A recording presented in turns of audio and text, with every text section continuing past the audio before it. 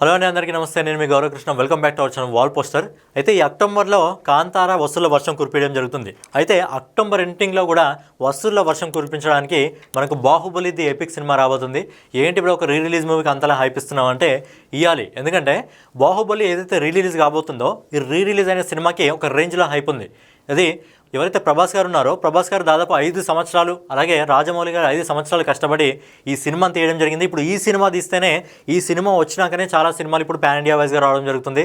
కానీ పాన్ ఇండియాకి ఆస్కారం పునాది వేసింది మాత్రం ఖచ్చితంగా రాజమౌళి గారు ఇంకా ప్రభాస్ గారు. సో ఆ రోజు రాజమౌళి గారు ఆ డిసిషన్ తీసుకోకపోతే ఇప్పుడు మన హీరోలందరూ మా హీరోలకు ఇన్ని కలెక్షన్స్ వచ్చాయి, మా హీరోలకు అన్ని కలెక్షన్స్ వచ్చాయి, ఈ రికార్డులు కొట్టారని చెప్పి ఈరోజు అందరూ ఫ్యాన్స్ చెప్పుకుంటున్నారు. కానీ ఆ రోజు రాజమౌళి గారికి ఆలోచన రాకపోతే, ఈరోజు ఈ సినిమా రాకపోతే ఈరోజు మనకు చెప్పుకోవడానికి కలెక్షన్స్ ఉండేవి కాదు. ఇంకా రీజనల్ లాంగ్వేజ్ పరంగా ఒక 100 కోట్లు కొడితే, 150 కోట్లు కొడితే చాలా గొప్ప అని చెప్పుకునే వాళ్ళం. కానీ 2017లోనే ఈ సినిమా దాదాపుగా 1800 కోట్లను కొట్టి ఇండియన్ ఇండస్ట్రీలో ఉన్న రికార్డులన్నీ బద్దలు కొట్టడం జరిగింది.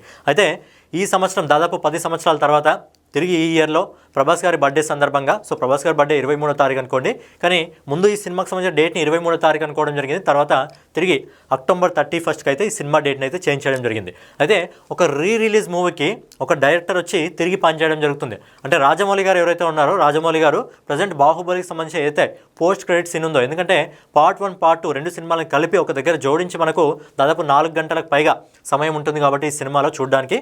సో ఏంటంటే ఆ సినిమాకి సంబంధించిన పోస్ట్ క్రెడిట్ సీన్ని ప్లాన్ చేయడం జరుగుతుంది. అలాగే ఈ సినిమా ఎండింగ్లో మనకు బాహుబలి 3 సంబంధించిన అనౌన్స్మెంట్ చేసే అవకాశం కూడా ఉందంట. బాహుబలి 2 అయిపోయినాకనే చెప్పడం జరిగింది బాహుబలి 3 కూడా ఉండే అవకాశం ఉంటుంది అని చెప్పి. దాదాపు 10 సంవత్సరాల తర్వాత బాహుబలి ఎపిక్ వస్తుంది కదా. సో సినిమా అయిపోయిన తర్వాత ఎండ్ కార్డ్లో బాహుబలి 3కి ఆస్కారం పెంచే విధంగా మనకు బాహుబలి 3ని అనౌన్స్మెంట్ చేస్తారని చెప్పి సమాచారం అయితే రావడం జరుగుతుంది. అలాగే సినిమాకి సంబంధించి కూడా ట్రైలర్ రిలీజ్ చేయడం జరుగుతుందంట. అలాగే ఈ సినిమాలో ఎవరైతే మన బల్లాల దేవుడు రానా గారు, అలాగే బాహుబలి ప్రభాస్ గారు, అలాగే దేవసేన అనుష్క గారు, వీళ్ళది ఒక ఇంటర్వ్యూ జరిగిందంట. సో ఈ ఇంటర్వ్యూ ప్రభాస్ గారి బర్త్డే సందర్భంగా మనకు అక్టోబర్ 23వ తారీఖు రిలీజ్ చేసే అవకాశం ఉందని చెప్పి సమాచారం అయితే వస్తుంది. ప్రజెంట్ రాజమౌళి గారి సినిమాకి సంబంధించి పోస్ట్ క్రెడిట్ సీన్ మీద పనిచేయడం జరుగుతుంది.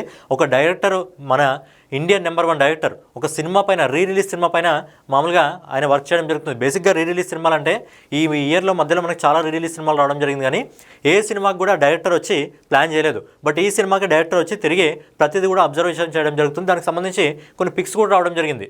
మీరు చూస్తున్నట్టయితే రాజమౌళి గారు ఏదైతే బాహుబలి ఎపిక్ కోసం తిరిగి ఆయన దగ్గరుండి ఎడిటింగ్ అయితే ప్రత్యక్షంగా ఆయన దగ్గరుండి మరీ చేపేయడం జరుగుతుంది. ప్రజెంట్ SSMB 29 షూటింగ్ నడుస్తుంది. సో ఆ షూటింగ్ కొద్దిగా బ్రేక్ వచ్చింది కాబట్టి రాజమౌళి గారు పోస్ట్ క్రెడిట్ సీన్లో అయితే పాల్గొనడం జరుగుతుంది. మళ్ళొకసారి బాహుబలి అయితే దాదాపు 10 సంవత్సరాల తర్వాత ప్రభాస్ గారి ఫ్యాన్స్కి ఇంకా థియేటర్లో రాబోతుంది. మరి 10 సంవత్సరాల తర్వాత వస్తుంది. మరి మొదటి రోజు సినిమా ఎన్ని కోట్లు వసూలు చేసే అవకాశం ఉంది అని చెప్పి మనం సపరేట్గా ఇంకో వీడియో చేసుకుందాం.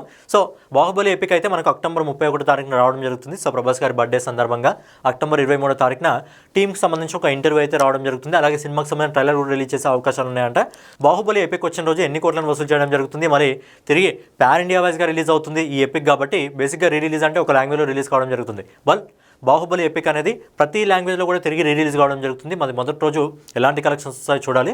దాంతోపాటు స్పిరిట్ మూవీకి సంబంధించి కొన్ని అప్డేట్స్ ఉన్నాయి. ఆ అప్డేట్స్ గురించి మనం మాట్లాడుకుందాం. సో ప్రభాస్ గారు ఫౌజీ షూటింగ్ తర్వాత ఏదైతే స్పిరిట్ మూవీ ఉందో సందీప్ రెడ్డి వంగతోని, సందీప్ రెడ్డి ఎలాంటి డైరెక్టర్ మనకు తెలుసు, ఆయన అనుకున్నది తీయడం జరుగుతుంది. చాలా బోల్డ్ డైరెక్టర్.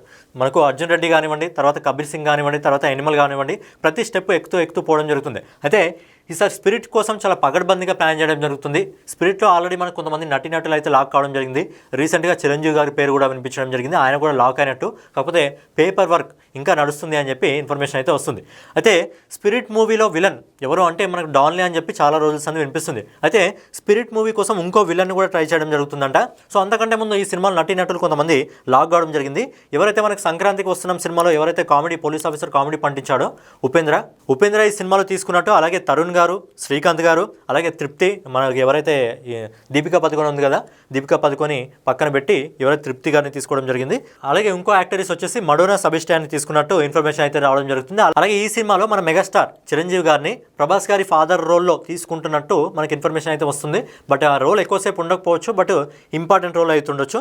అలాగే స్పిరిట్ సినిమా కోసం సందీప్ రెడ్డి వంగ ఇంకొంతమందితో మాట్లాడడం జరుగుతుంది. అందులో ఎవరైతే ఉన్ని ముకుందన్, మార్కో సినిమా ఫేమ్ ఉన్ని ముకుందన్ ఉన్నాడు కదా, అతనితో చర్చలు జరుగుతున్నట్టు, అలాగే సంజయ్ దత్ గారితో, సైఫ్ అలీ ఖాన్ వాళ్ళ భార్య ఎవరైతే కరీనా కపూర్ ఉంటుందో ఆమెతో కూడా చర్చ జరుగుతున్నట్టు, అలాగే ఈ సినిమాలో ఈ నలుగురు కాకుండా ఒకరు ఈ సినిమా బాలీవుడ్ నుంచి విలన్గా కన్ఫర్మ్ అయినట్టు ఇన్ఫర్మేషన్ అయితే రావడం జరుగుతుంది. ఎవరైతే వినయ్ విజయ రామలో విలన్గా నటించడం జరిగిందో మన రామ్ చరణ్ గారు నటించింది, అలాగే రక్త చరిత్ర ఎవరైతే వివేక్ ఒబెరాయ్ ఉన్నాడో వివేక్ ఒబెరాయ్ ఈ సినిమాలో ఇంకో విలన్గా కన్ఫర్మ్ అయినట్లు ఇన్ఫర్మేషన్ అయితే వస్తుంది. సో ఏంటంటే ఈసారి స్పిరిట్ మూవీని చాలా గ్రాండ్గా ప్లాన్ చేయడం జరుగుతుంది, వేరే లెవెల్కి తీసుకెళ్ళడం జరుగుతుంది సందీప్ రెడ్డి వెంగ. ఎందుకంటే ఆయన ప్రతి సినిమా కూడా ఒక స్టెప్ వైజ్ ఎక్కుంటూ వెళ్ళిపోవడం జరుగుతుంది. మరి ప్రభాస్ గారు అంటే లార్జర్ దెన్ అని ఉంటుంది, మనకు ఆయనకి లిమిట్స్ ఉన్నాయి ప్రభాస్ గారికి. సో అంత పెద్ద సినిమాని ప్లాన్ చేసినప్పుడు, అంత పెద్ద హీరోతో ప్లాన్ చేసినప్పుడు, ఒక బోల్డ్ డైరెక్టర్ వచ్చినప్పుడు ఖచ్చితంగా స్పిరిట్ ఎన్ని రికార్డులను క్రియేట్ చేస్తుందో చూడాలి. సో ప్రజెంట్ అయితే ఈ నటీనటులతో చర్చలు అయితే జరుగుతున్నాయి. వివేక్ ఒబెరాయ్ ఈ సినిమాలో ఇంకో విలన్గా అయితే కన్ఫర్మ్ కావడం జరిగింది. మరి డాన్లీ పాత్ర ఏ విధంగా ఉంటుంది, అలాగే వివేక్ ఒబెరాయ్ పాత్ర ఏ విధంగా ఉంటుంది అని చూడాలి. సో ప్రభాస్ గారు నటించిన స్పిరిట్ ఎప్పుడైతే వస్తుందో, నాకు తెలిసి స్పిరిట్ వచ్చినప్పుడు ఇండియన్ హిస్టరీలో ఉన్న చాలా రికార్డ్స్ కూడా బ్రేక్ అయిపోయే అవకాశం ఉంది. కాబట్టి మరి స్పిరిట్ మూవీ ఫౌజీకి ముందు వస్తుందా, ఫౌజీకి తర్వాత వస్తుందా అనేది చూడాలి. సో ఫైనల్గా ఇదనమాట. ఫైనల్గా ఈ అక్టోబర్లో అయితే ప్రభాస్ గారి ఫ్యాన్స్ ప్రభాస్ గారిని అయితే చూడబోతున్నారు. ఏంటంటే బాహుబలి ఎపిక్. మరి బాహుబలి ఎపిక్ పోస్ట్ క్రెడిట్ సీన్లో బాహుబలి 3ని అనౌన్స్మెంట్ చేస్తారా లేదా, ఒకవేళ బాహుబలి 3 ఉంటే స్టోరీ ఎలా ఉండబోతుంది, అలాగే బాహుబలి ఎపిక్ సంబంధించిన మొదటి రోజు కలెక్షన్స్ ఎంతవరకు ఉండే అవకాశం ఉంది అనే దాని గురించి మనం సపరేట్గా ఇంకో వీడియో చేసుకుందాం. సో ఫైనల్గా ఇదనమాట వీడియో మీకు నచ్చినట్లయితే ఖచ్చితంగా లైక్ చేసి కామెంట్ చేసి సబ్స్క్రైబ్ చేసుకొని బెల్ ఐకాన్ అయితే ఆన్లో పెట్టుకోండి.